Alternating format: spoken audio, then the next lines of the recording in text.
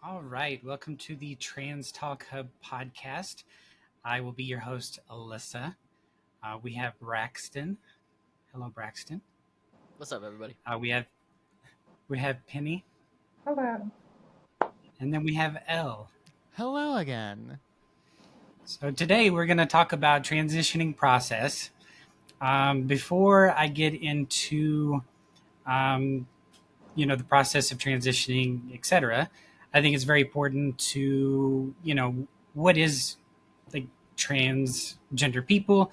How do you know you're trans? Things like that. So I kind of already had this pulled up, so I'm just going to kind of go over that. So to be transgender means that an individual's gender identity does not align with the sex they were assigned at birth.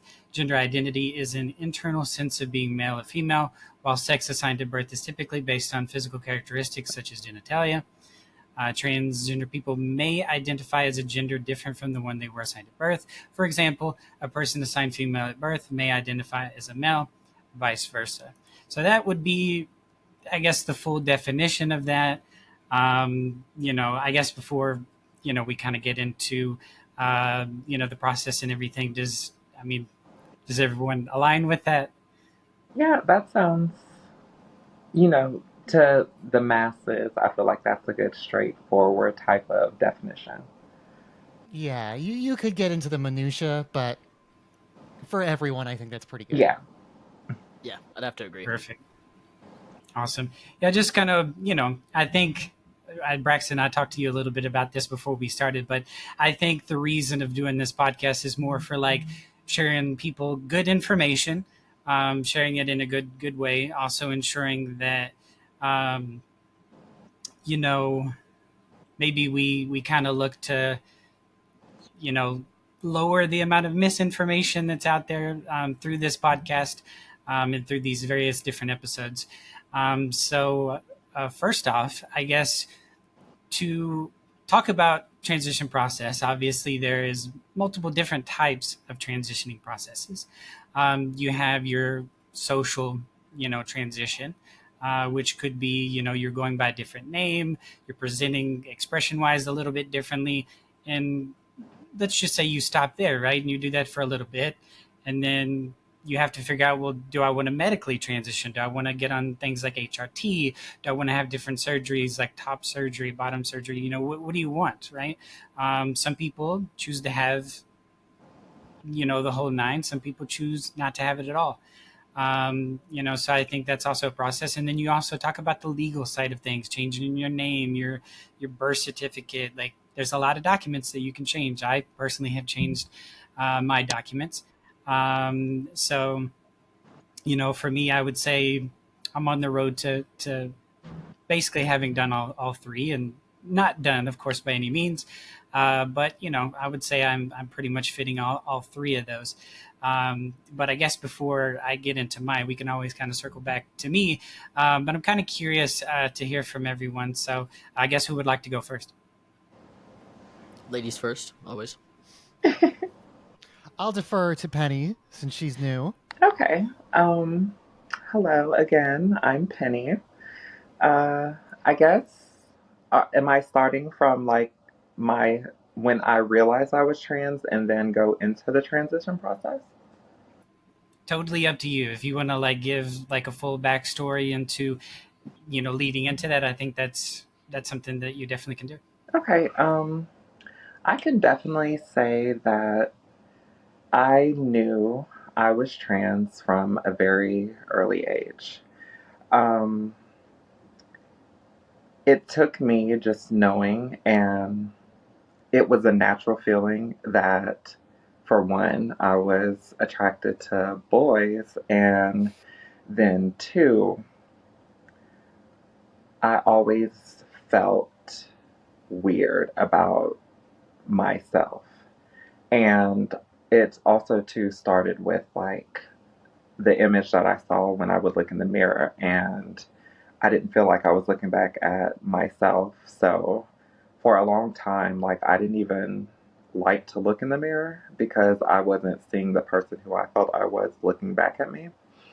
So I feel like that's when I first knew. And then I was never naturally attracted to the things that like boys did, or I was always wanting, to play with the Barbies, like to be the mom whenever we played house or anything like that. So I knew early on that I was different, and I couldn't put my finger on it, but it was just always that I'm the wrong person in the wrong body.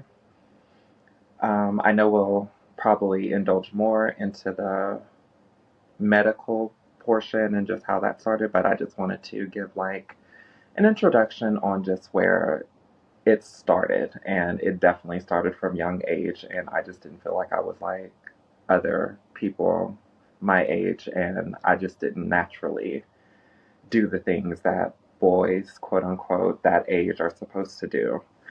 So, yeah.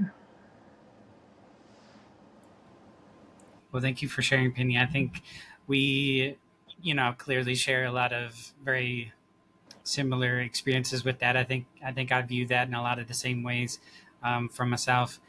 Um, but yeah, I mean, thank you for sharing. And who wants to go next with theirs?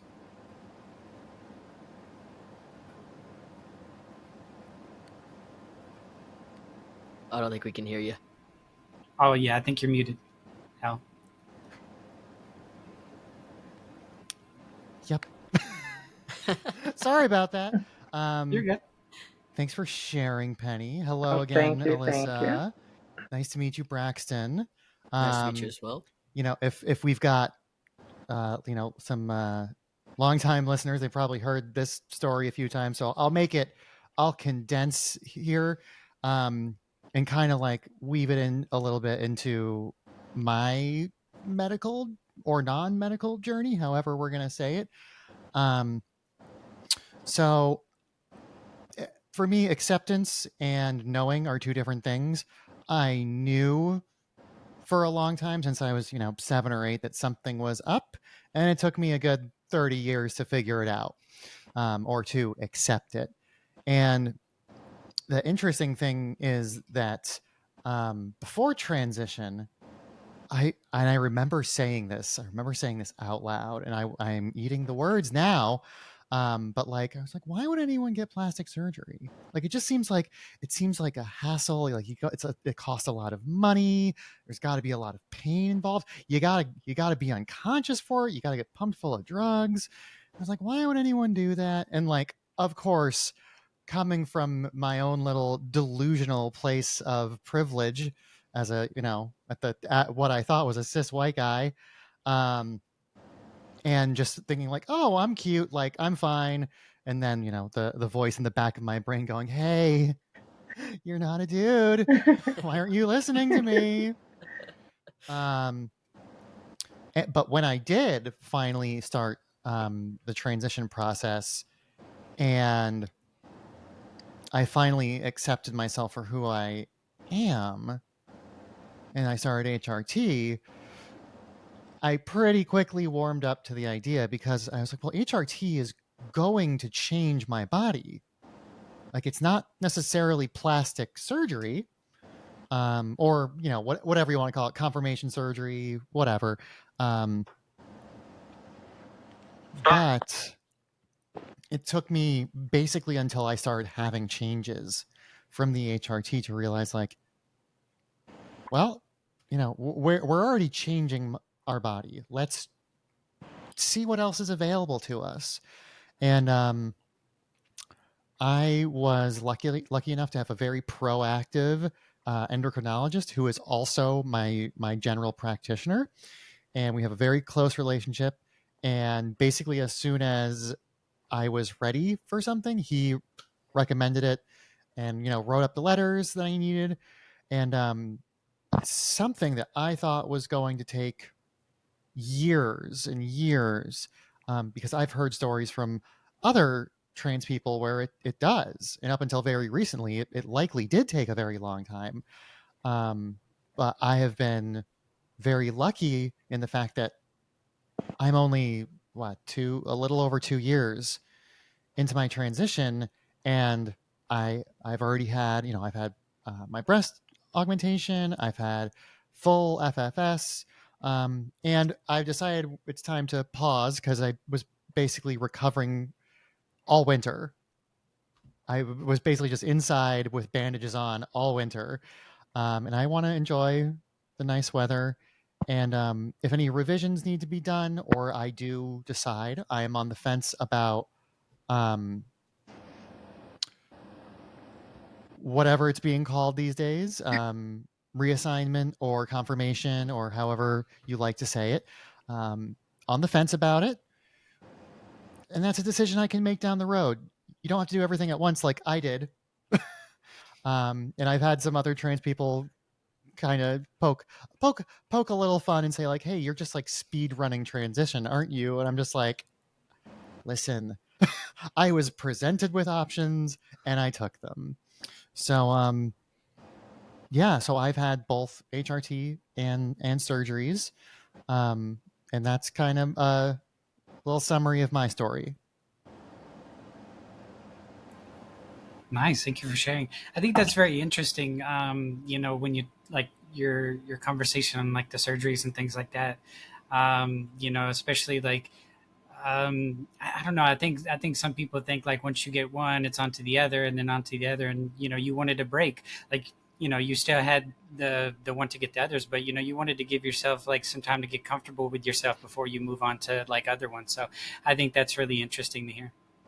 And she made a really good point about it's the peers that, and also I feel like it's in the environment that you live in where you hear about, okay, how fast you should run to surgery or how fast you should do this. Because just listening, like you stated, I'm been on HRT for going on almost 12 years now. So it's, I waited 10 years until I finally got my breast augmentation. So, like she said, but that's always what I've been told by people before me was like, wait, do your hormones before you do this. So it was just like, okay, but I'm just like, I want titties now. But, but yeah, We all do. We all do. Not me. Not me. What? Like, sorry. but yeah, Certain no. trans femmes. No, she made a really good point about that because it's really based on, it can be just who your influences are or just who's around you that tells you to do this, because some can be like, hey, you need to do this right here right now, do this, do that. Then there's some saying, hey, no, you need to wait, slow down, let the hormones do their thing. So it's always whatever I feel works for the person and their circumstance at that time. Yeah, very much so. Well, I guess that means it's my turn. So I'm Braxton. Hello, everybody. I am your friendly neighborhood trans man. I am super honored to be amongst some very amazing women here. I'm feeling a little intimidated, but that's okay. That's all right. We're just gonna truck right on along. I think I had a pretty similar experience to all of you as far as like this being something that happened or manifested very early. I grew up in West Texas, so church was a mandatory thing on Sundays. And me being a little girl at the time, my mom would dress me up in dresses and bows and all that, and I would just throw an absolute fit every single time. I hated it, and I mean I was too young to even have any sort of understanding of the world around me, but I knew I did not want that dress or those bows in my hair. I was good. I didn't want any of that, and it kind of only got worse as I got older. I didn't know what trans was until I was like 14, I think. I had a buddy who very graciously introduced me to it. He's like, I noticed that you like pull on your shirt a lot and you kind of just like hide inside yourself, like you're trying to hide your body. I was like, well, yeah, I hate it. I'm not very comfortable with it. And he's like, well, there's a thing for that. But up until that point, it was just like when people would refer to me as a girl, like something about it just internally just felt wrong. Like I was like, I know I'm a girl, but that doesn't feel right. And I could never explain that. And then, when my buddy brought this up to me, I was like, oh my God, there's a name for this is a thing. Like people do this. I remember being like 9 years old, 10 years old in the shower thinking maybe if there's like a way I could fake my death and go become a boy somehow and then have my family readopt me and then I could just live my life and I could just be normal and I wouldn't keep having these thoughts. And I'm a child at this point, having these thoughts, and it never went away. It just progressively got worse. And, I got to be like 17. I was 2 weeks shy of 18 when I started hormones. I waited to get out of school because, high school in Texas is not necessarily the place for somebody to probably be transitioning medically. But, I did the whole, expression thing throughout high school, cut my hair. I gave it the trial run. My therapist was like, you should probably take a year, live your life as a man, at work, tell them your preferred name, this kind of thing. So I did all that. And at the end of it, I was like, yeah, this is definitely something that I need to do. And I'm so happy that I did it.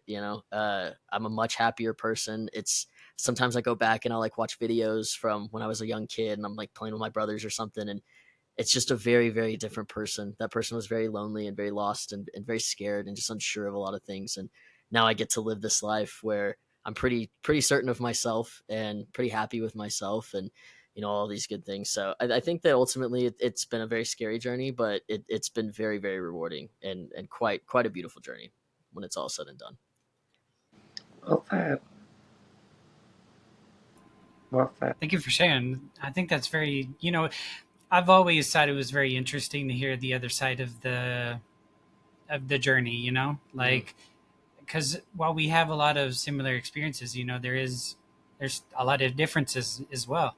I think, at least from hearing everyone's story so far, a lot of like how we knew, or that sort of thing, very, very similar. But I think it's very interesting to hear I guess the minute little details that kind of stacked up to equal, fully knowing and what you wanted to do to change and match how you felt, So I think it's very interesting.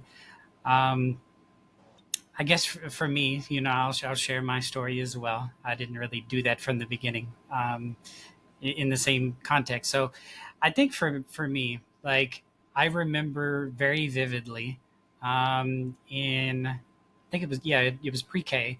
I remember running around like telling everybody I was a girl. It was looked at like I was crazy. Clearly, I mean, most people would be like, "What do you mean?" But I knew like something was off because of the reactions I was getting from other people. But when you're that young, like, you don't really understand. Um, but that, I would say, is definitely like the earliest, like, something's off here. I would say was around that point. I don't really think I really, I guess, got into a situation where I really, I guess, had to really think about how I felt, until I was maybe like in, I don't know, fourth grade. I started to like express myself a certain way, and I quickly realized that the way I wanted to express myself was very different, because I ended up stealing one of my mom's bras and like wearing it underneath my shirt.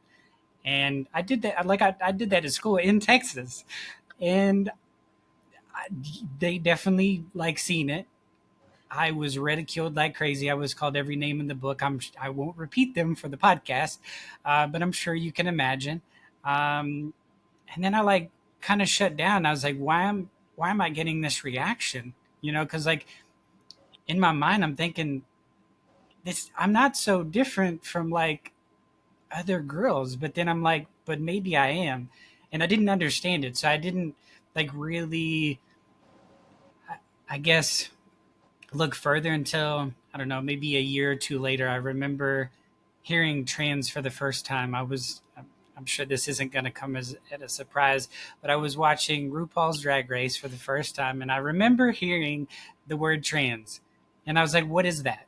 And so I remember Googling it, and I was like, "That definitely seems to fit me." And so I remember like looking more into it, and then immediately, once I knew that this was a thing, I remember almost immediately doing all kinds of research of like, how do I get rid of the thing between my legs? Like, how does it go away? is there any possible way I could just wake up tomorrow and it's gone? Like, can I take a magical pill or something? Like, I remember looking into that, and like for me, I felt like I know what it is, but I think I still had a really good perception. Like I knew my parents, like I didn't want to tell my parents like how I felt or what this newfound knowledge was, until I ended up going to therapy. I unintentionally, like my parents unintentionally found out because at the time I was, I'm not gonna lie, I was kind of back talking my mom quite a bit. And so I ended up going to therapy because we were trying to build our relationship and things like that.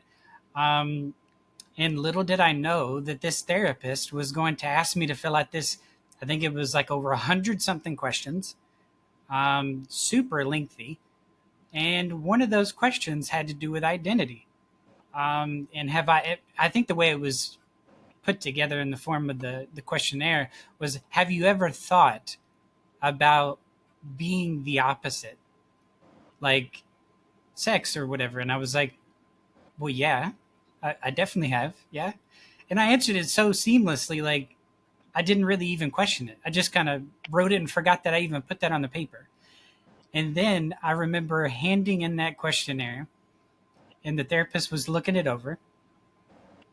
And he said, he told my parents, he was like, I think I need to like talk to your kid one to one if that's okay. And they were like, well, yeah, sure. Like, I mean, clearly they were on guard because they were like, what's on the paper? They were very concerned. And so I remember he pulled me to the side and he was like, can you talk a little bit about this one little answer you gave me? And I was like, oh no, this one? I'm not quite sure I'm ready to talk about that one. Like, how like, because I'm immediately in my mind thinking, you clearly pulled me aside because you're thinking about presenting this to my parents. I immediately knew that's probably what he was going to do. And so I kind of told him like, yeah, I mean, I see myself as a girl. Like, I don't see myself any differently. Um, and he was like, okay, okay. He's like, I think we probably need to discuss this with your parents. Do you think that would be okay? And I was like super nervous. I was like, oh my God, my dad's in there, my mom's in there. My dad's probably not going to have a great reaction to this. But I was like, maybe, just maybe, my mom will feel a certain type of way and can get him to understand. So I don't know. Let's toss it up. Let's see what happens. Uh, was very not what I thought it was going to go. My mom immediately burst into tears. Um, my dad was shaking his head. And so my mom's like, "Oh my God, what are we gonna do? Like, what's wrong?" And I was thinking, "What do you mean, what's wrong? Like, there's nothing wrong with me."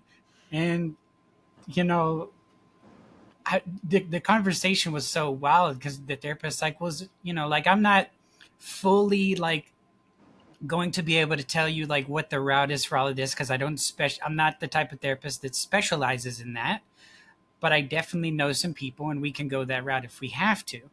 And so my mom was like, well, is this something that you think, like, if somebody states that, do you feel like we should look further? And he was like, well, I mean, I would think so.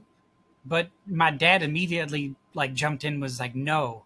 Like, just because they say that right now, it could just be something they want to throw on there or something like that. Like, that's not how my son feels. I know my son. That is not them. I've never seen anything. It was immediate like denial, the whole process. And from that therapist session, we honestly didn't do anything. Like my parents kind of shut down and was basically, I hate to say it, but almost like, I mean, really realistically, they were talking me out of viewing myself the way I was. And I won't, I don't know if conversion is the right way, but like verbal conversion in some manner, yes, they definitely were trying to do that to me. And so I did shut down for a very long time, and I didn't do anything. I tried my best not to do anything questionable while I finished out school.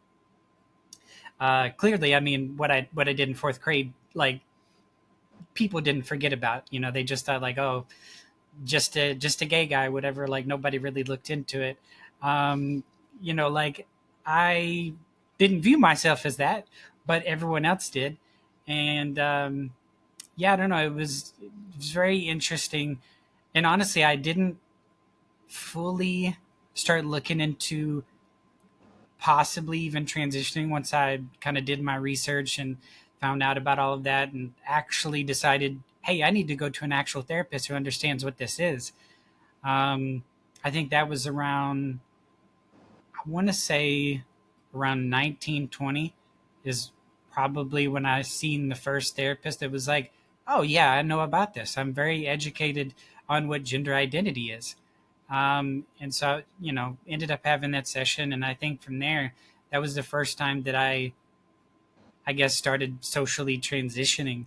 Um, Now, for me, my story's probably a bit different than most in the sense of like I was kind of very back and forth for a good while, um, because I did like the social transition, and then I was staying with my grandma at the time, and I wasn't around my parents, so my parents didn't know anything about it. That's mostly why I was comfortable kind of having those therapy sessions, doing this social transition.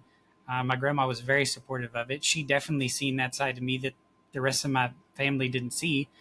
Um, but then, of course, my parents found out about it because I guess maybe she thought that my mom was going to feel a certain type of way about it.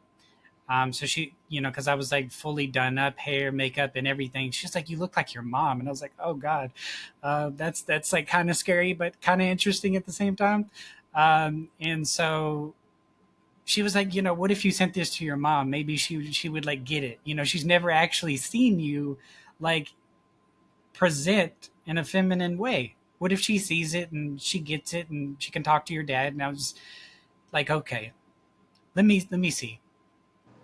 I remember sending that photo to my mom, and she was like, "Oh my god, you do kind of look like me." She was like, "That's crazy," um, and she was like, "But you know how me and your dad feel about this." She's like, "I know this is how you feel." She was like, "You know, I really, really want to be supportive." She was like, "But this is very hard for me to grasp, to understand. I don't think I'm ready for that." And so at the time, you know, like I'm in the mindset of like, why do you just not get it?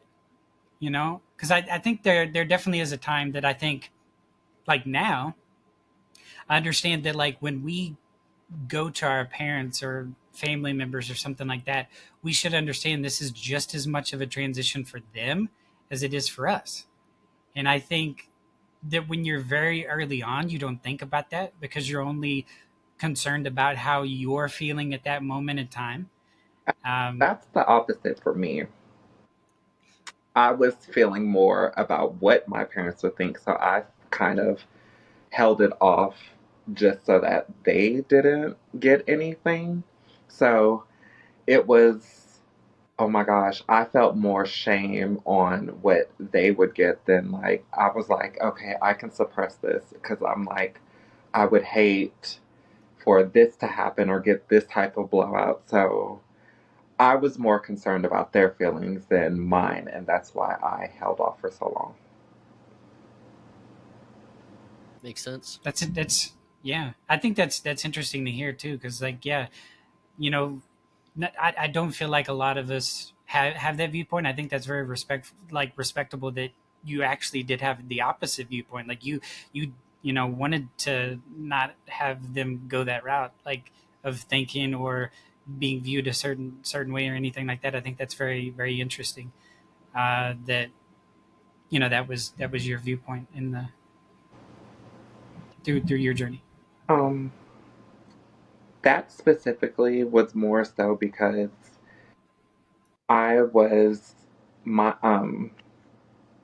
my mom always just, would always talking about having grandchildren and she can't wait to have grandchildren. So like that weighed heavy on my heart because I'm just like, I don't know if that will ever happen with me. And then I'm the first child, I'm her firstborn. So to grow up being first the oldest and, the responsible one and the one who had to carry a lot of things, and you're the first and you're the son, so it's just like I felt like I was disappointing her because I'm like, I'm your first son, so I am doing an injustice to you or by this. So I cared a lot about how my mom, because she's my biggest like supporter, my best friend, and I just didn't want to disappoint her. I can relate to that. I think I still started fairly young, but I think I held off and I tried my best to push it off as long as I could, because before we had started this, Alyssa and I kind of talked about it. Like, my mom wanted a little girl so bad, so bad. Like, before, when she was a little girl, my name was picked out. Like, and she stuck by that. Like, I was planned and she was 20 years old. Like, she wanted a little girl. I was everything she had ever wanted. She made sure that I knew that throughout my life. And it wasn't like a malicious thing. She was just telling me how much she loved me, but I internalized a lot of that.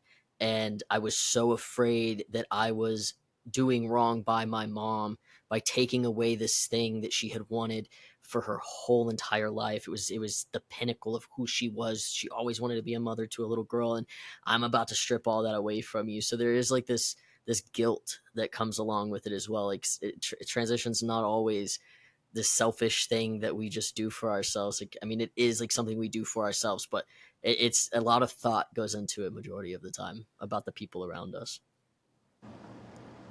So it was interesting, Penny, when you were explaining earlier about your parents. As soon as you started explaining, I was like, she must have a good relationship with her mom, which is great. Yeah. Good for you. Um, but on to just share the flip side is like, I don't have a relationship with my parents really. Like, my dad was out of the picture when I was very young, and my mom just wasn't the best mom, to put it lightly. So once I realized I had to transition, I was just like, I, I didn't even tell her until I was like 6 months Oh in. my, me too. Wow. It was 6 months for me. And it was an interesting conversation because, to give her credit, we were never taught to discriminate.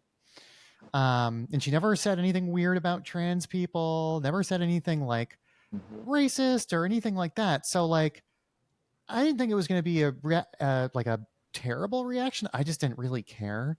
Um, but my brother and my sister was like, "You have to tell mom before you see her again." And I was like, "All right, fine." So I call her up. I'm like, "Hey, mom, how you doing?" She's like, "Good. How are you?" I'm like, "Well, I got something to tell you." "Okay, what is it?" "I'm trans." "Okay." And I was just like, "Do you know what that means?" She's like, "Yeah, you're a woman." I'm like, "Okay." It was such an odd reaction.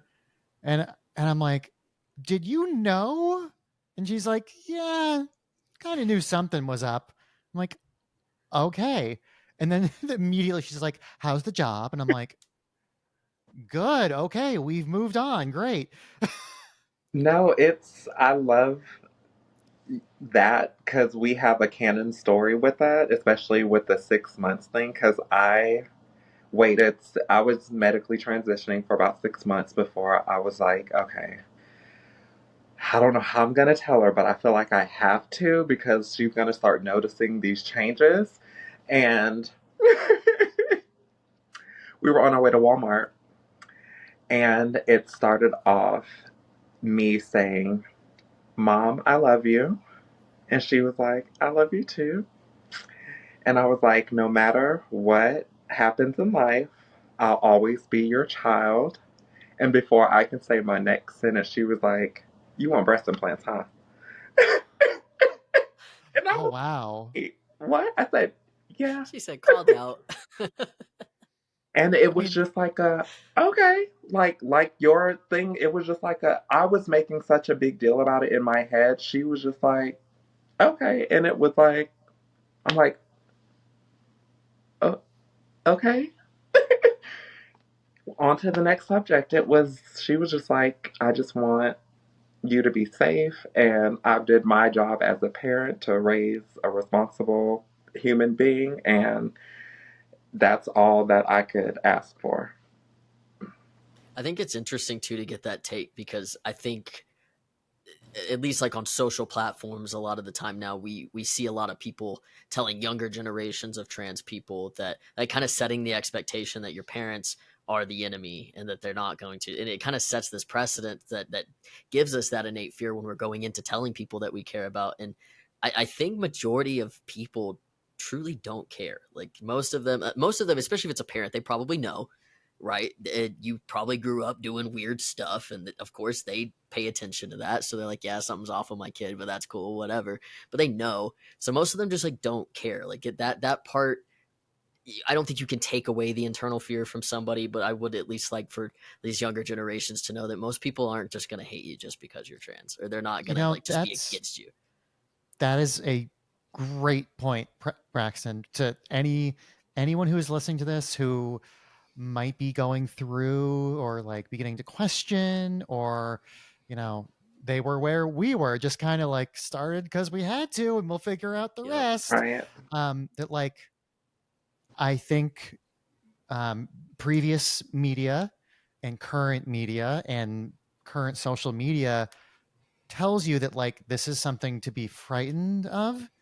And like, just as an example, me who had very little in the way of a relationship or a positive relationship with my mother, um, even she was just like, okay, like Yep. there you go. I think even if you have the same thoughts about your parents, they may just really not care. Which, I mean, being supportive is good, but not caring is probably the second best you can get. Yep. And that's why these types of talks are super important, especially in our community, because I feel like the ones who are fortunate to have, you know, a relationship with their family don't talk about it in the public as much because they're already accepted and, they have their thing. So you're only getting the stories of the negative and people crying out, like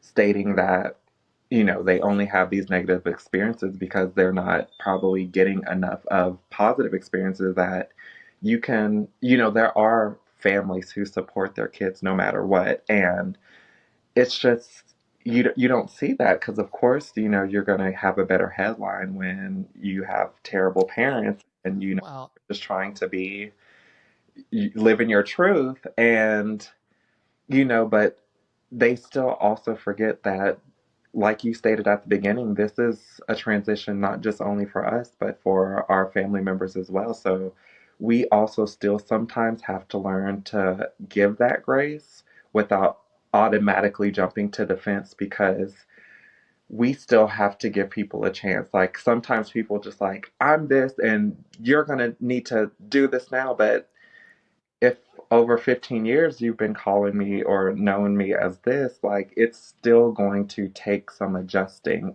because Yep. your mind or, the normal just repetitiveness that you've had with this person, that's going to sometimes be there. Now that's not saying that they can't try, and you can tell the difference Right. between someone providing effort and someone just being facetious. But Right. we still sometimes, I feel like, have to remember that it is a process because it's a process for Yeah. us. So, like, don't be so quick to jump on someone and, just let them know that it's still a process for everyone.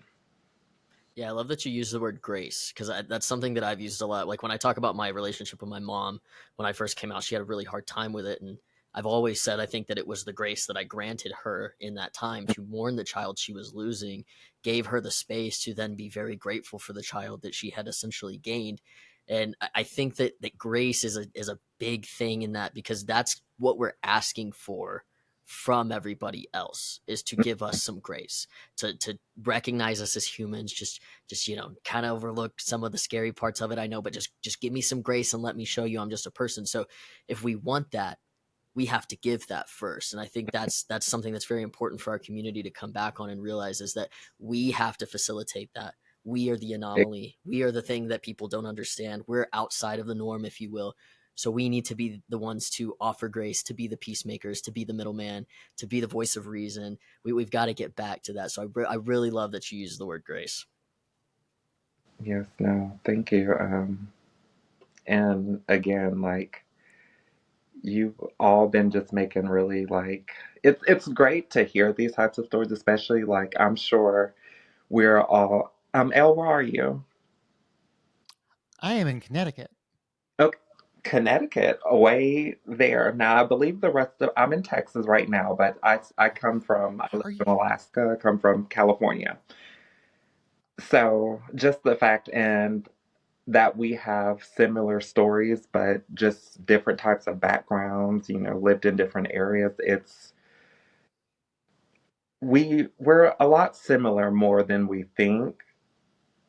And like you say, to have these types of conversations, it even helps, I feel like, the people listening, that we've all lived in different areas, but we've experienced a lot of the same things. So Mm-hmm. you have to just, I'm trying to figure out the best way to say it, but just the fact that you're not in this alone, or you're not the only person experiencing this. There's thousands of people feeling the same way that we did at a certain point.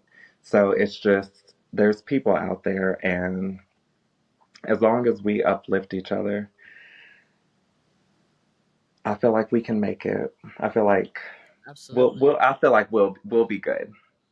Absolutely. Yeah. I think one of my favorite things that I've always kind of like, I'm not super big into the community anymore, just because of the nature and like how politicized everything has become. But I've always loved like the whole, like, these are my like trans sisters and brothers, right? Because when you are siblings and you're living in the same house, you have a very similar experience, right? Like we've all, so y'all are my brothers, my sisters, we understand each other. We come from a very similar experience. We might not have been in the same place, or it might not have even been at the same time. It could have been 10 years apart from each other, but we get to experience this thing that's very similar. It's what unifies us. And I think that's like what kind of kept me grounded in the beginning, was understanding that we all experience this. It's all pretty parallel. Like there's the small differences that are individualized, but for the most part, it's the same thing. We all understand each other. Like we aren't alone. And I think it's a really beautiful thing to get to embrace and be very aware of. Yeah, for sure. No, I definitely agree with you in the sense that, like, I love that the word grace was used, because I think that's something that I had to learn to give, because I didn't give that. And I hope for people who are listening that maybe you're listening to this and maybe you're somebody who is figuring out your identity, right? And or you're at that stage where you want to tell your family member. I think grace is very important, because I did not give that grace for a very long time. I I did not give that really until, I mean, this last time.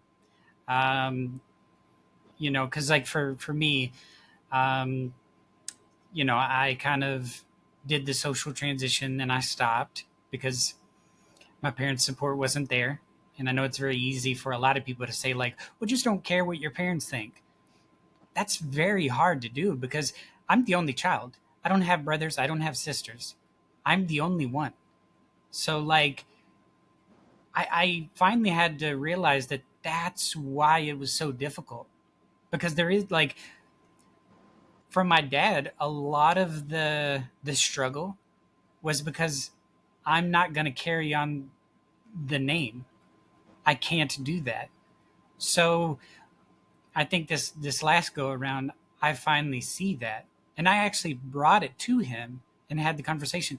For the longest time, I did not want to talk to my dad about anything. Like my mom, pretty much told him everything that I said anyway. So I was like, well, why do I need to go have this conversation with my dad? My mom just, anything I say goes to my dad anyway. So it's not like he doesn't already know. You know, my mom basically comes back and tells me everything my dad's said.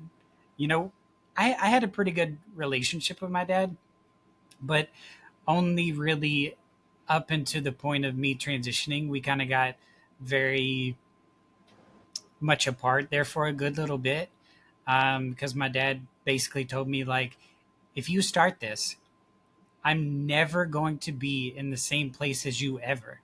If I find out you're gonna, like, if there's some family event or something, I'm not going.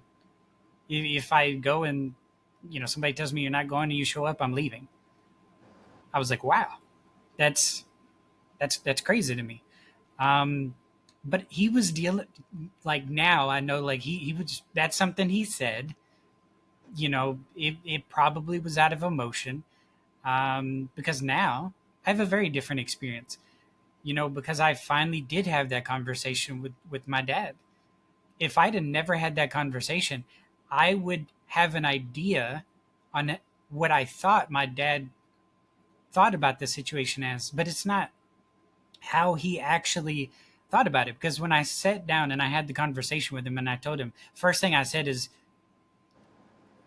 I'm not, because I think there was some sort of fear that I was going to go to him about things that I probably should, go to my mom for, or something like that.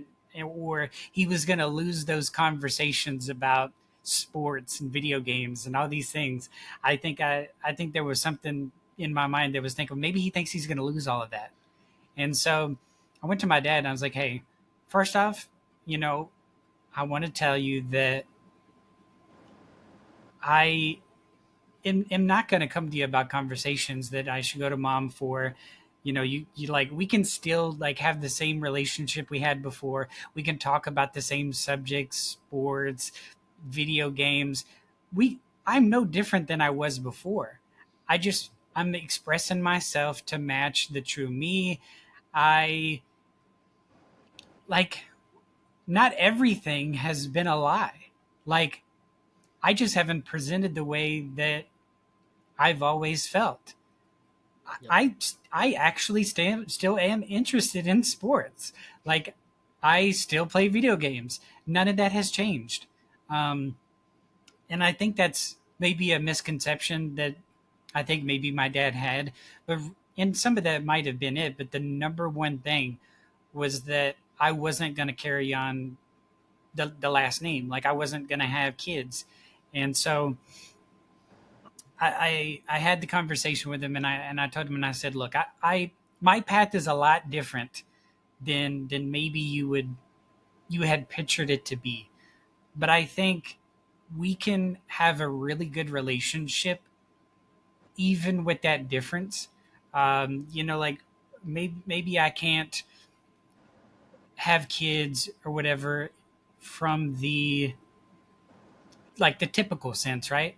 If I want to have kids, I can go and I can adopt. There's a lot of different things that I can do.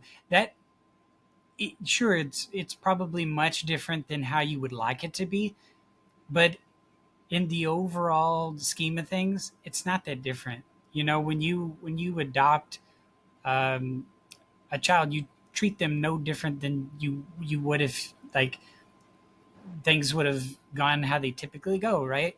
You like, it wouldn't be different. And I think when I sat my dad down and had that conversation, um, he started to view it in a much different way, and he was like, look, I was just waiting for you to finally have this conversation with me. I Sure, a lot of stuff I may have said out of emotion, but I wanted you to come to me. Am not going to see you any different. I'm not going to, like, those things I said, I'm not, aren't true at all. I spoke out of emotion. Um, I still want to have a relationship with you. I still want to talk to you. I still want you to come around. I don't want you to feel like any different coming around this house. This house is your house as well. And, like, and, I started crying right there in front of my dad. And I felt kind of kind of off, but I was like, you have no idea how much this means to me. And now I feel like I'm kind of upset at myself because if you're saying all that it took was this conversation, I could have had this conversation with you like a year ago. You know what I mean? So I think that's something to kind of keep in mind. And probably because of, again, he was probably trying to, like you say, when it comes to the grace part, he was probably trying to respect your decision, even though he felt different about it. But because, of course, him feeling like him saying anything before you did could be, I'm saying the wrong thing, or maybe I'm going to offend her, or so when you had that talk with him, you kind of broke that barrier that he needed to know that I can still talk to you this way. Even though you've changed like this, I'm still me. And sometimes it does take you to do that because we're trained to think like, okay, I'm like this, so you should already know how to address me. You should know how to do this, this, this, and this. And it's not. So if you're presenting like, okay, you're a woman now and you and your dad had these types of conversations, he's going to feel like, oh, well, damn, since you're a woman, I can't talk to you like this or I can't say this because maybe I'm saying the wrong thing. And with you letting him know that, hey, dad, we can still talk about this, that let him know that, okay, that was something that, okay, you're not completely gone. So there's Yep. something that, like, when I first started transition, I was on Reddit all the time because honestly, I felt like it was the best place to learn. Um, and I read about like the mourning process and how most people were talking about how they're mourning like their old selves, their old lives. Because even though we're becoming the person we were always meant to be, we still had that life beforehand, and we do kind of mourn just like how simple that life was beforehand, even if we did not like it. And well, me at least, and I think others at the beginning of transition are just very, very inwardly focused because we're trying to figure so much out in a very short period of time, or we feel that we have to, that we are kind of blind to the mourning process that our loved ones go through for us. And I remember being angry at them, being like, well, what do you have to mourn? Like, I'm the one doing it. This affects me. But it kind of, for them, because it's such a different concept than it is for us, they really do feel like they are losing you. Like you are Yep. dying, you are going to another place. And they have to go through their own mourning process too. And you do have to give them grace. Even if it's very difficult. I remember I had some family members where it was like, you need to just let me mourn the death of my brother. And I was just like, well, okay, I'm still here. And it took a while, but pretty much everyone worked through it. And I think there's a lot of preconceived notions involved in it. That because we are, quote, changing gender, that we are going to be such a different person. But I think everyone who went through that process with me now realizes, like, oh, you're the same lovable idiot you've always been. You're just the best version of that lovable idiot. And we like Exactly. this version better, but it can take a long time to get there. And you got to have grace. I know it's hard because you're going through so much. And when someone else is like making it about them, you're like, well, that's so selfish. But like everyone, like when you transition, everyone is also going through a process as well. You got to give them that grace in hopes that they'll realize that you're still the same person. you're just the best version of it. And all those people now, they will wholly admit that, like, yeah, like, you're the same, but you're just so much happier now. There we go. To hear Yep. my brothers say, like, oh my gosh, you're like, to also recognize the things about me that haven't changed are like, oh my gosh, you're still the same person. You're just more fearless.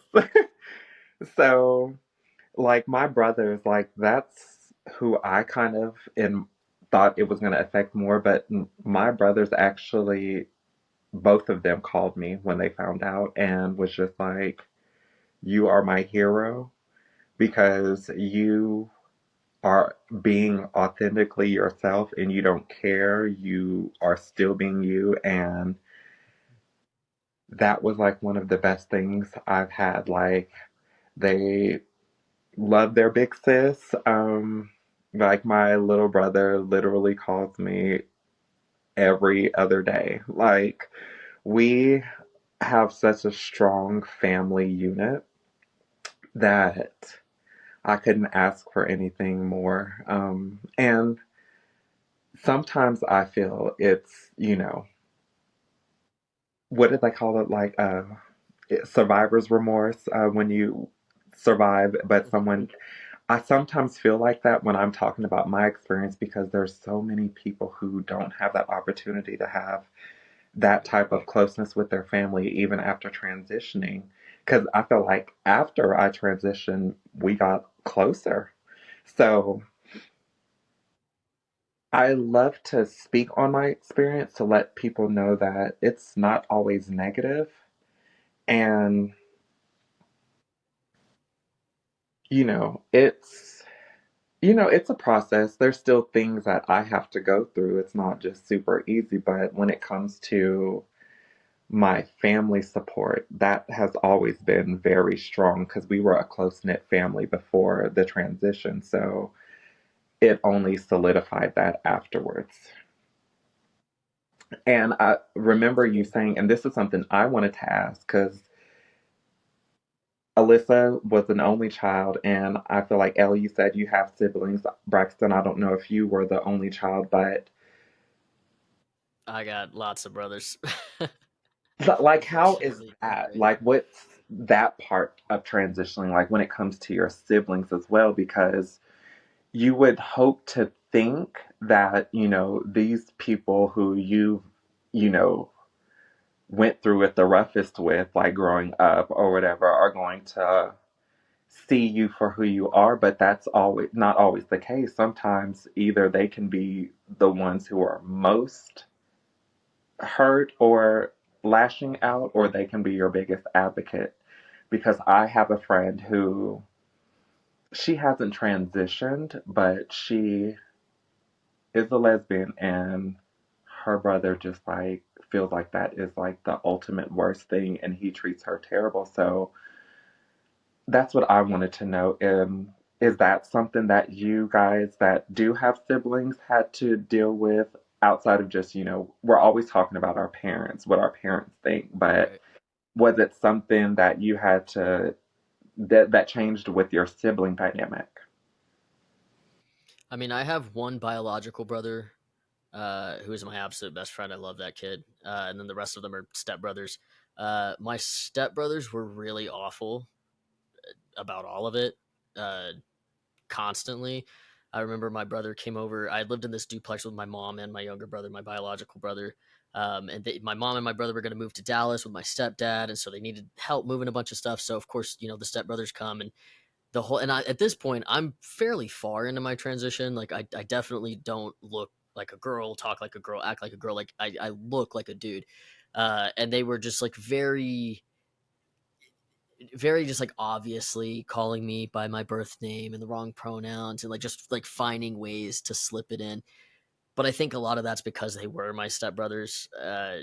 There was always a disconnect. Stepdad always took better care of them than he did of us, which is not to say my stepdad was like terrible. He wasn't abusive. I was very blessed to have a stepdad that took care of us financially. But as far as the emotional side, like my stepbrothers took precedence over us all the time. So there was just like this natural separation between us. But as far as my biological brother goes, he has always been incredibly supportive of what I'm doing. He never saw it as an issue. I think he just kind of knew. I mean, we grew up together. So it's kind of like what you were saying, Penny, like when you were kids and you're playing house, right? Like I was always the dad or the brother every single time without fail. I did not want to play the sister. I didn't want to be the mom. I didn't care, but I wanted to be the dude. And so it was just constant things like, so I think he just kind of already knew. So it really wasn't a surprise to him. But yeah, he just never really cared. I think that if anything, my brother was probably the one that held me together the most through all of it, because my parents did have a different experience with it, but he didn't really feel like he was losing a child. If anything, he felt like he's like, cool, I'm getting a brother. That's sick. He Right. didn't really care. So it was pretty chill as far as my siblings go. Like I had like my grandparents helped essentially raise me for 14 years, and I haven't talked to them in 8-9 years, I think. Cause and I went to try to explain it to them and give them that grace. Right. And they kept comparing me to Caitlyn Jenner for some reason, which is weird because I'm not Caitlyn Jenner. But whatever. I digress. And I was like, I don't even like Caitlyn Jenner, so I don't know what this. They Right. just didn't understand, So I don't know. I think it just depends. I think it's individualized, and a lot of it does depend Right. on that person. But most of the time, I think that if you offer that grace, then majority of the time they're going to offer it back. I tried my best to not be abrasive about it, because nobody wants to deal with somebody that's just out the gate being rude about things and already defensive. So I don't know. I think that I've been very blessed. I kind of have that same feeling as you, that kind of guilt, where I feel like I've had it pretty easy and I've had a lot of support, and I know a lot of other people haven't. But on the flip side, I think that I've got a lot of support because of the way that I decided to approach it. So who knows? Okay. No, thank you. Alyssa, do you have brothers or sisters? I don't. I This is the can't only can't speak on child. that one. Oh, I am okay. the only child. Yep. Okay. So yeah, I have one sister and one brother. I am the youngest. I am the baby. Um, and I was always a little weird in many aspects. Um, but it's funny because later on down the road, they kind of both admitted, like, we thought you were just like really deep in the closet gay. I'm like, oh, that's interesting, because I had really gorgeous girlfriends. I wonder why why you would think that, but okay. Um, so at the beginning of transition, I have a pretty good relationship with my sister. It took a while to get there, but she's one of my biggest supporters now, and she had a bit of a hard time with it. She talked about like losing a brother whom she felt she was very protective of, and she was.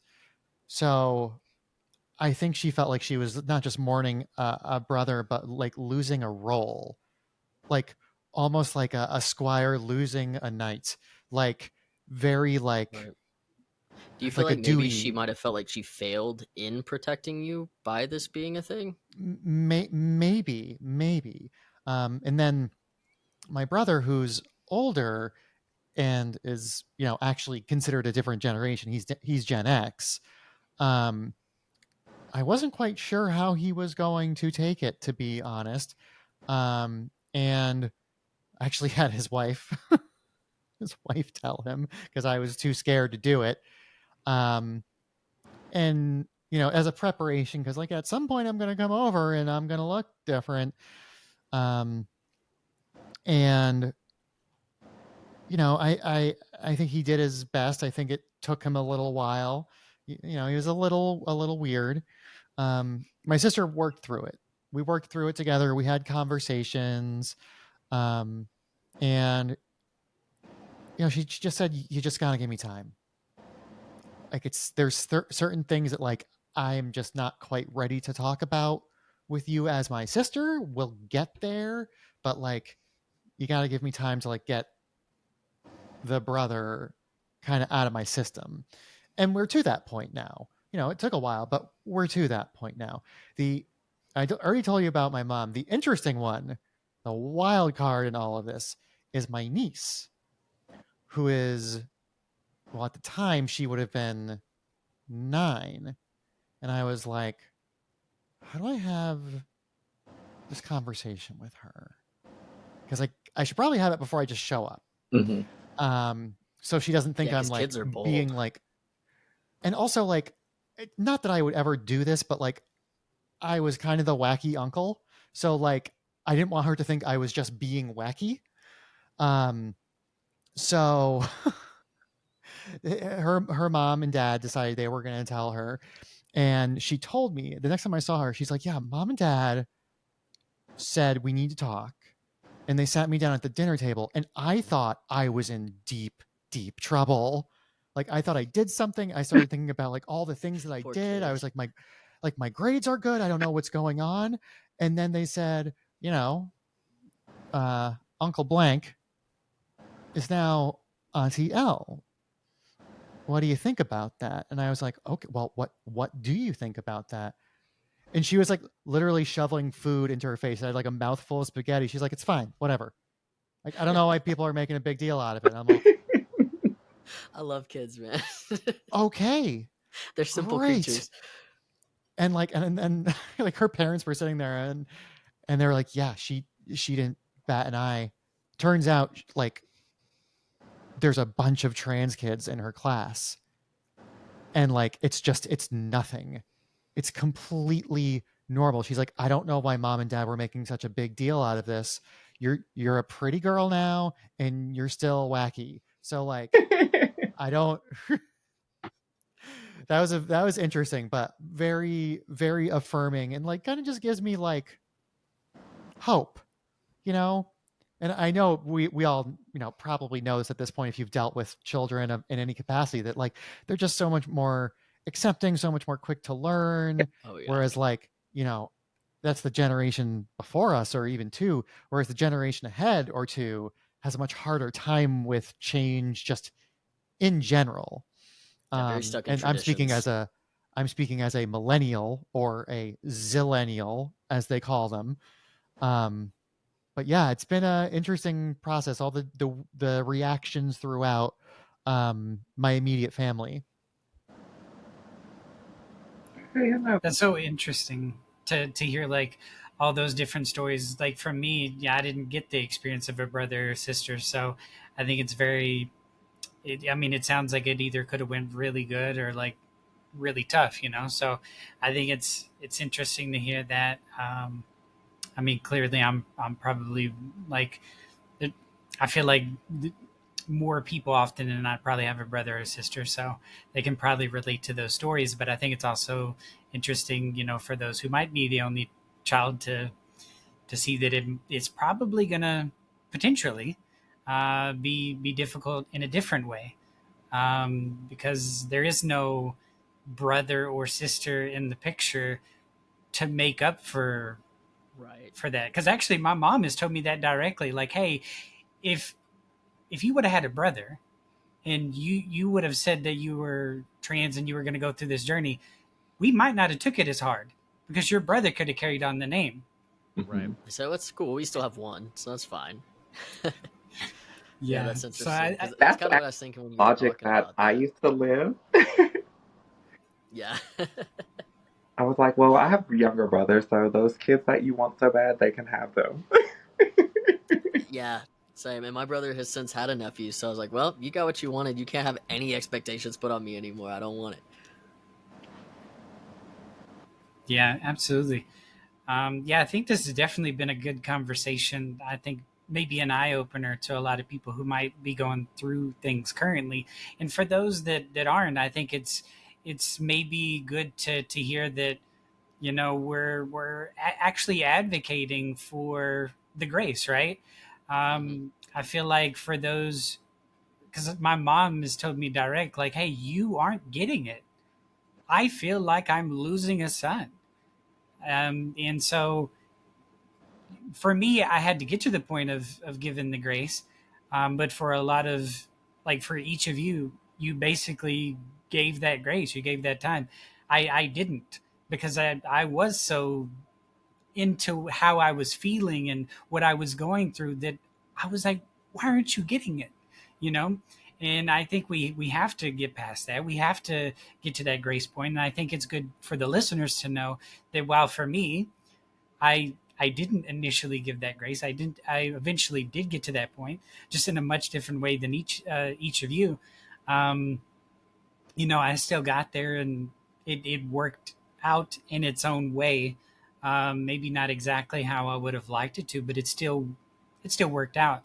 So yeah, I definitely think that's very interesting. Hopefully, a lot of the listeners and viewers as a whole agree. Um, I guess before we kind of close this out, I know we're already an hour in here, so I do want to talk just a little bit about like the processes that each of us has kind of gone through, in the sense of like, because to my understanding, everyone here has or is on HRT currently. And I kind of want to talk maybe a little bit about that journey, because it's not always the same for everybody. Generally the process is you talk to a therapist, and then they give you a letter to an endocrinologist, and then the endocrinologist does your labs, and then you go on from there to actually get your hormones. Now, for me, I had followed the therapist side of things many, many times. Talked to, I think, probably 5 or 6 different therapists who all said, like, yeah, you clearly have gender dysphoria. Um, Transition, if you feel is right for you, makes sense. Um, Now, for me, I am going the online route for my hormones. I use Folks, which is like an online uh, hormone place. Like you still have to talk to a doctor. You still have to be knowledgeable about the processes of everything. A therapist is not like it's not required. While recommended, it's not required. But for me, I didn't feel like I needed that anyway, because I'd already had all those conversations with those therapists. Why do I need to go to another therapist to say the exact same things I've been saying? So for me, it was much easier to go the online route and go with something like Folks to do that. So I'm interested, like, how each of your experience with hormones has been. I guess since I started, I can go again. It was actually interesting because to me, and why I felt like it took so long, because I used to feel like getting hormones or taking that route was out of grasp for me. I thought that only was for people that had money or that was on TV or lived in a certain place. So when I finally w- knew that this is what I was doing in the city I lived in, there was this one specific doctor that did HRT. And at the time, he was like one of the doctors that I would say he was a crooked doctor, because if you had the money, you can get what you needed. So that was like my first time hearing about it through, girlfriends that I had, like, oh, go to this doctor, tell him this, he charges this and you'll be able to get hormones. So I'm like, okay. Like, so at that point, I was just like, okay, there's a way. By the time I was finally able to purchase, he was in jail.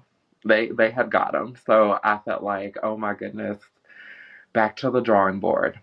But then I started to read online.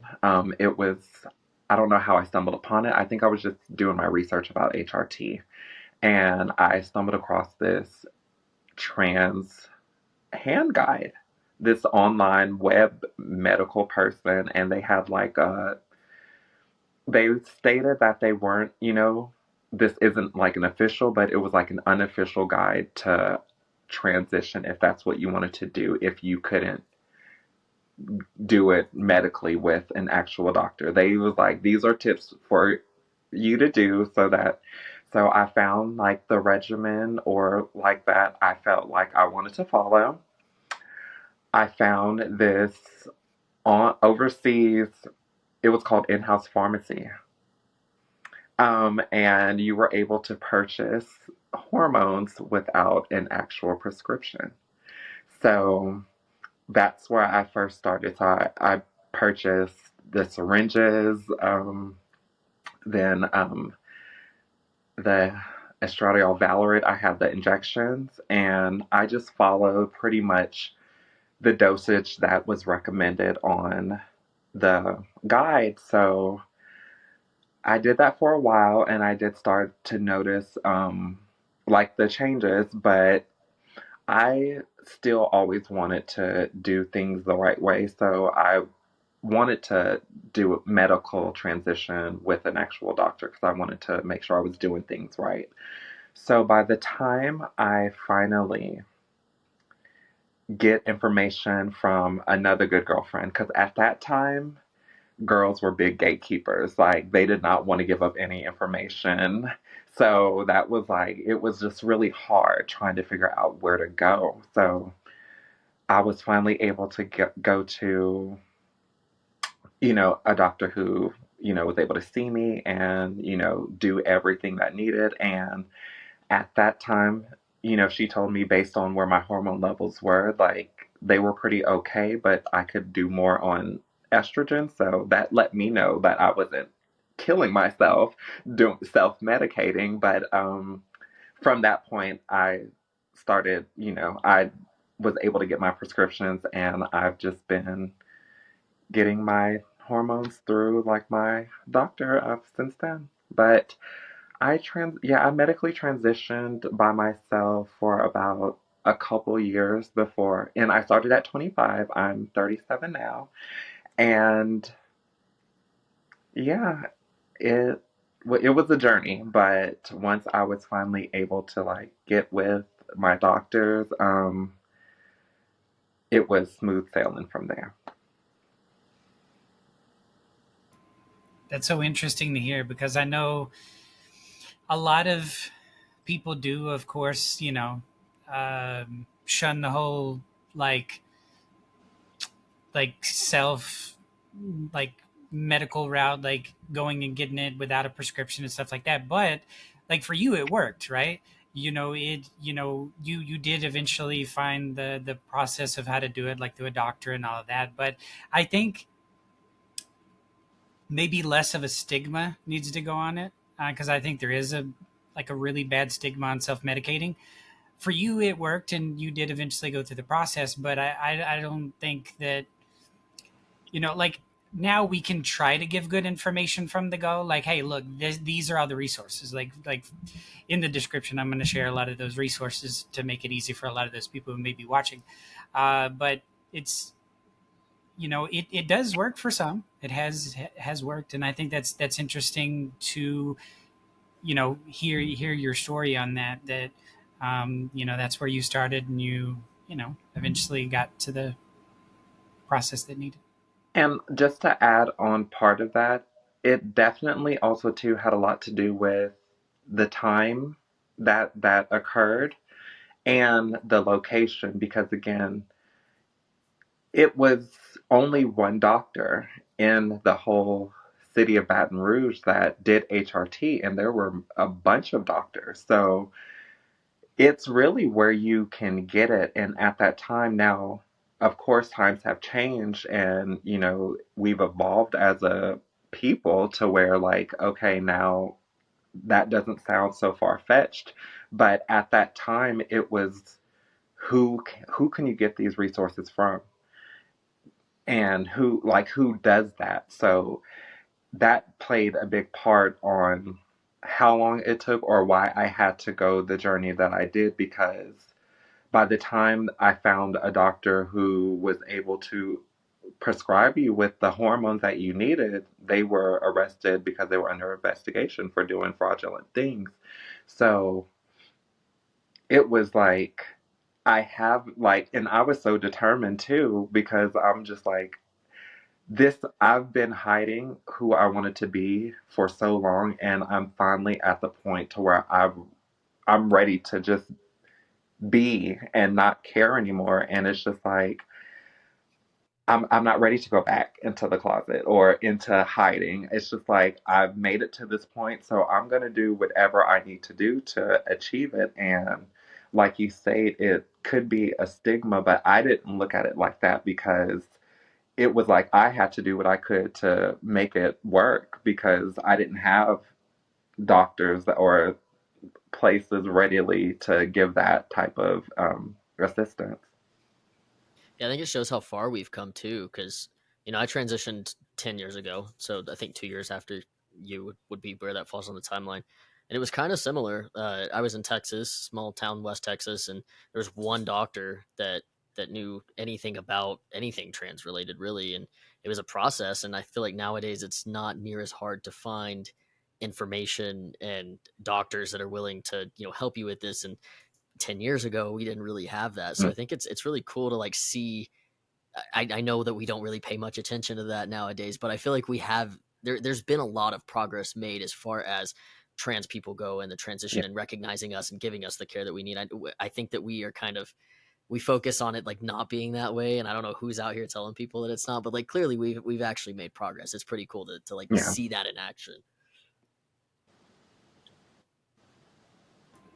Yeah, I think that's clear here with that both of you stated that you did it like 10 years ago, and it was difficult. That was the only choice you had. It was like now you have a choice. Like if you're transitioning now and you want to do the medical route and go on hormones, you don't have to do that. Like there's online resources. There's you can go to a doctor, and do it that route. Like there, like at least in the States and Canada, and there's a lot of more places now where that really doesn't need to be a thing. But it's definitely interesting to hear, so people maybe have an understanding that used to be something you had to do because you didn't have much of a choice.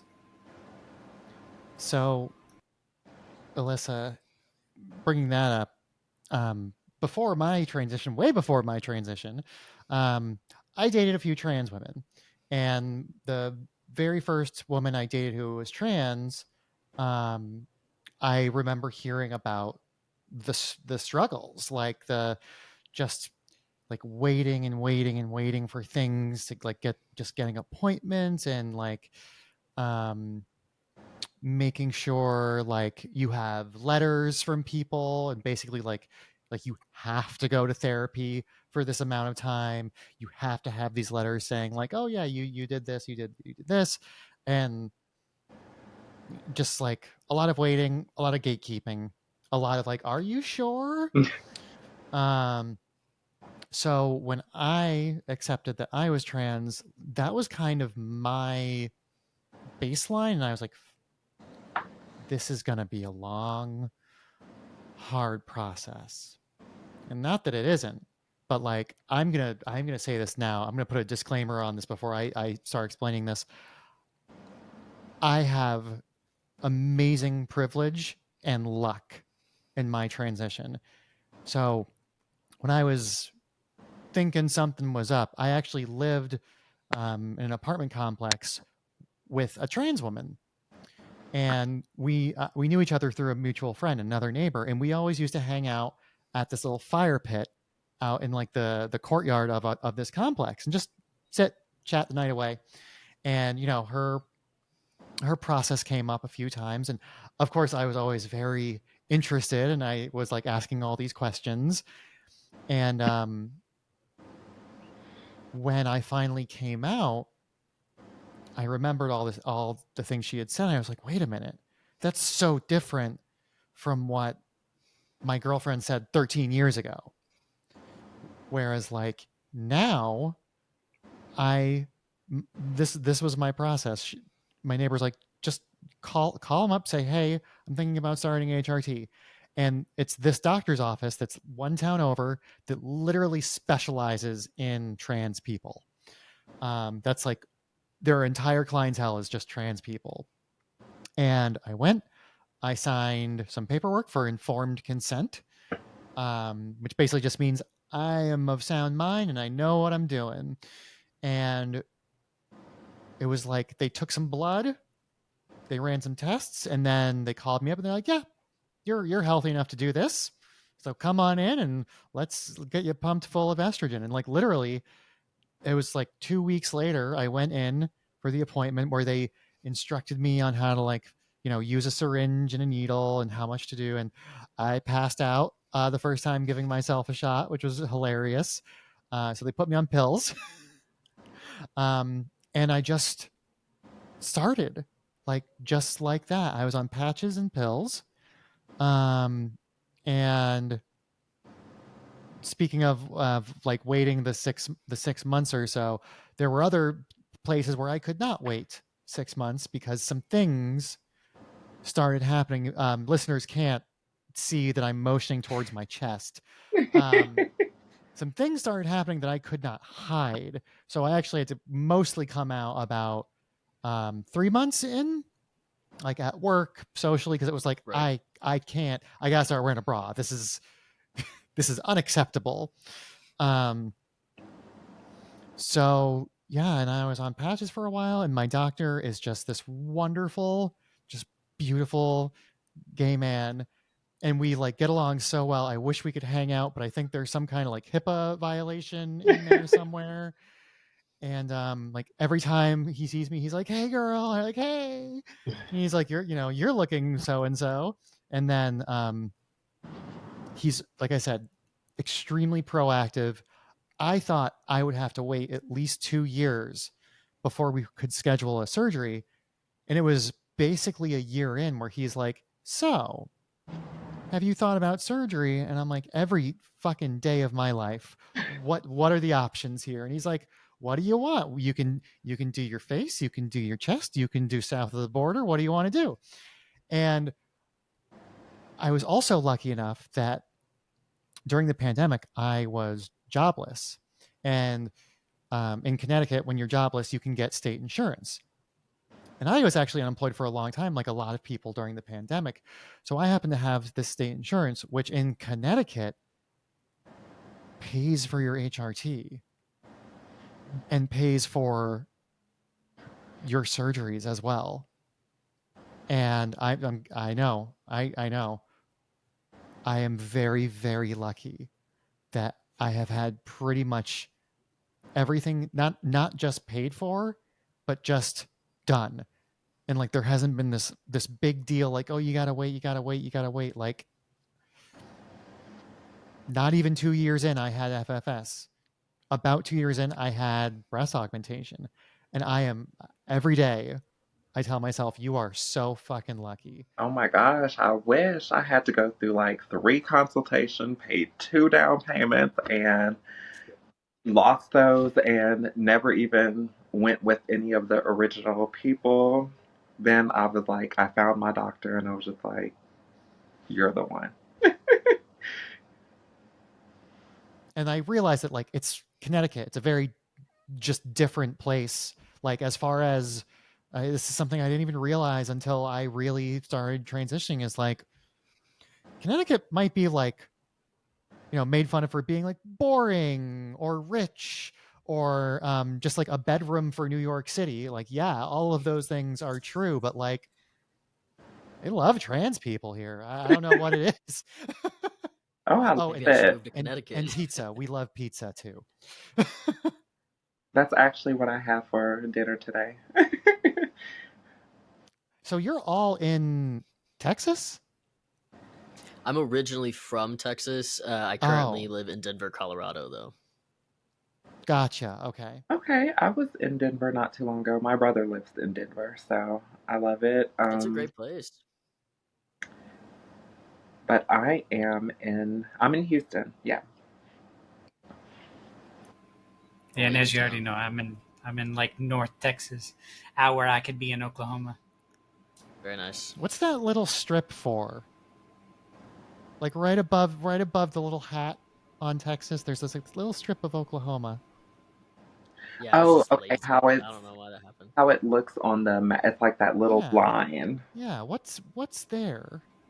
Probably It's ground. Oklahoma, so probably not a lot. Guessing wheat?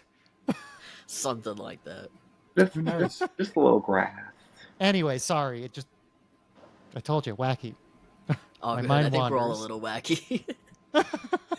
Yeah, this is my first time, so I'm trying to gently ease my wackiness. But yes, like once you know me, you think I'm full on batshit. I love it. You're in good company, that's for sure.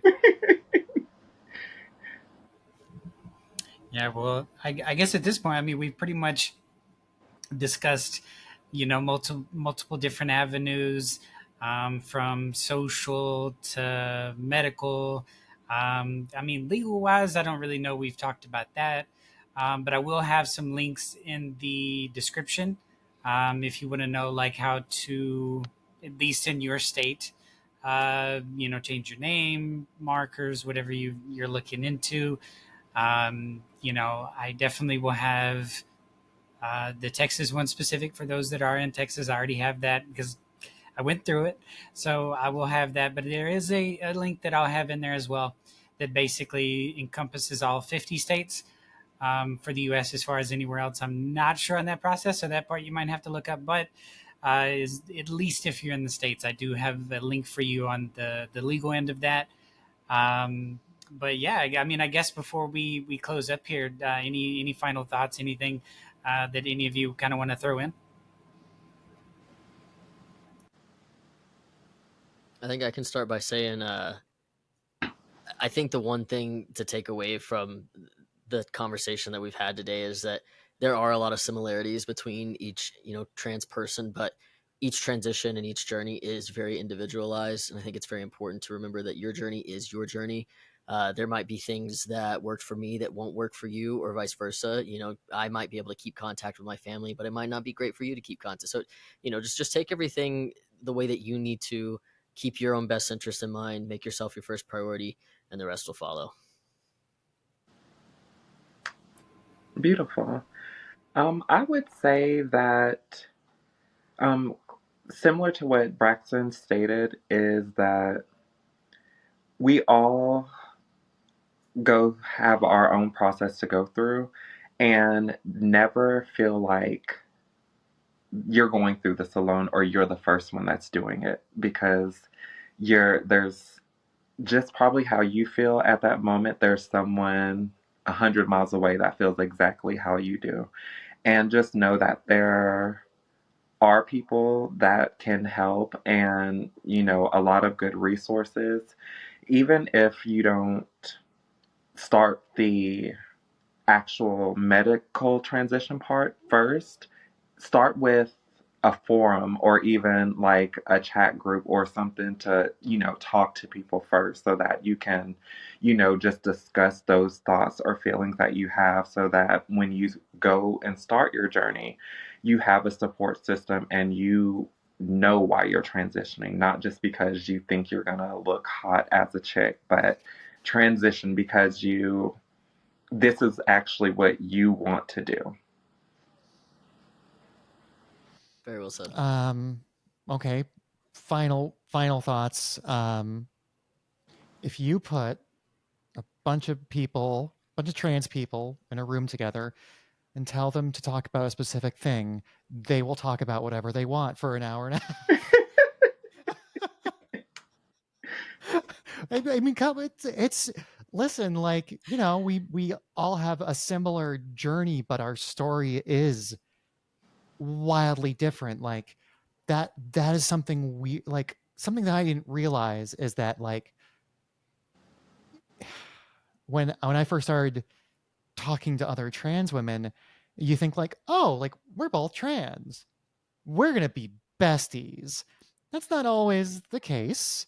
Even if we do have a similar story, because everyone is so different, and everyone is also a very different person before transition as well. But that being said, to just piggyback on what Penny said, like, yeah, if this is a thing that's intriguing you, if transition has been on your mind, the internet is an amazing source for information. Be careful. I would recommend, I mean, how I got into it, transition videos on YouTube and Reddit. Reddit might be the like what is it, a hive of scum and villainy, but the people who actually know stuff are on Reddit, and they will give you like rundowns of like, this is how things kind of work. So yeah, there you go. Absolutely. Yeah, well, I definitely appreciate each and every one of you, coming on the podcast. I think the listeners have been able to hear a lot of different takes on each side of things. I think we probably have some good education in here as well. So, uh, thanks to each and every one of you for being a part of this. And, I look forward to, bringing, each of you back again for another episode, or episode here and there, whatever is comfortable for each of you. But I definitely appreciate having all of you. Oh, it was Absolutely, yeah. Thanks a for pleasure having being us. Awesome. here.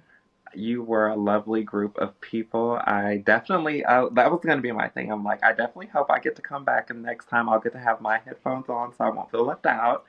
But no, it was such a great hearing each one of your stories and just how different but similar our beginning stories were. So it was really a pleasure getting to listen to those. And like Elle stated, no, I think it was Alyssa maybe, that with us being trans women, sometimes we don't really get to hear the other side of it because we're conditioned that it's easier for, like, because in the main society, people appreciate lesbians, but when it comes to gays or trans, it's like, eh. So it's just like it's always felt like, oh, it's easier for this person to do this, or so we kind of like maybe with our own ignorance think that it's all rainbows and butterflies for the transition on that side, but you saying that, you still had hard times and a rough time, like it's enlightening to be like, okay, so wow, we do have a lot in common. It's Hmm. you get just as much as we may do. So it was very enlightening, and I hope I get to speak to y'all again. Absolutely, of course. That'd be great. We got to stick together. We got to band together. Of course. Absolutely. Keep that good information, you know, heading out there to the world. But yeah, thank you all. And I will say, just as like a precursor before the next episode, if you've liked the past one, you've enjoyed this one as well. The next episode will be over trans voice. So what we will be getting into with that episode. I personally have been going through a vocal coach who has been uh, helping me practice my voice. It just is very short, so we can get it closed out here. I wanted surgery at first because I thought it was the only option. Then I realized that even with surgery, you still got to go through the process anyway. So it's like, and you could reach the same voice post surgery just going through, the classes and all of that. So might as well just do it. You know what I mean? So we are actually having a live class with me as well as my vocal coach for the podcast. We're also going to talk about different aspects of voice, how we all feel about it. So yeah, Can I come? absolutely. Absolutely. All of you can come if you Yeah, want. you know, We got unlimited slots. we've had many talk about the voice, so I'm down to to do it, or join just to be there. Braxton, you want to come for moral support? Absolutely. I'm always going to be there to support my girls. You know it. Yeah, I'm excited about that episode. I was gonna showcase something. Should I? Should I not? Should I wait? I don't know. I Well, Are think we I like a think talking little suspense teaser? here? I think maybe we save it. I think you should save it for the voice Cliffhanger. episode. It'll be nice. It'll be cool. So suspense. Keep Yeah. I keep them love waiting. suspense. Okay, Showcase. Leave them wanting more always. exactly. So if you want to hear what you know someone's voice can sound like after, I think I've been on 5, 6 sessions now. So if you want to hear well, I guess that'll be my seventh because it'll be a live session. If you want to hear what that sounds like, then definitely tune in for the next episode, which will come out next Sunday, as it'll be recorded next Sunday. But yeah, that's something to look forward to. Um, And in the meantime, hopefully you enjoyed the podcast. If you're watching it on YouTube, keep in mind it's on Spotify, vice versa. Hopefully more platforms to come.